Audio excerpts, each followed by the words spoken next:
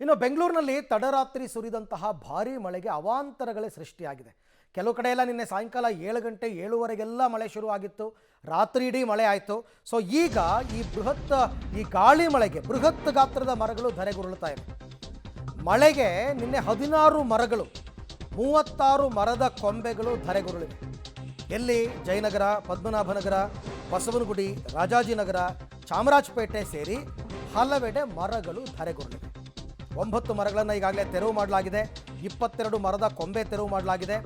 ರಾಜಾಜಿನಗರದಲ್ಲಿ ಮರ ಬೀಳುವ ದೃಶ್ಯ CCTVಯಲ್ಲಿ ಸರಿಯಾಗಿದೆ. ಆಮೇಲೆ ಮನೆಗಳಿಗೆ ದಿಗ್ಬಂಧನ.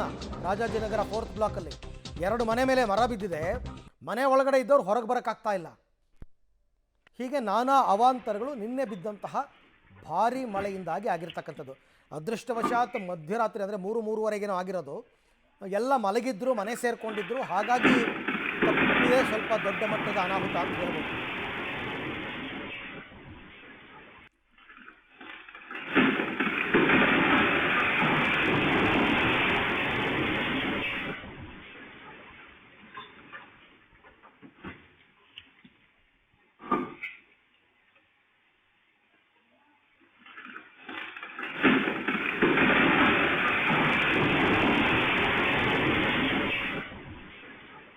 ನೋಡಿದ್ರೇ ಭಯ ಆಗುತ್ತೆ. ಅದಕ್ಕೆ ಹೇಳಿದ್ದು, ಒಂದು ರೀತಿಯಲ್ಲಿ ಇದು ಮಧ್ಯರಾತ್ರಿ 3:30 ಆಗಿರ್ತಕ್ಕಂಥದ್ದು. ಜನರ ಓಡಾಟ ಇರಲ್ಲ.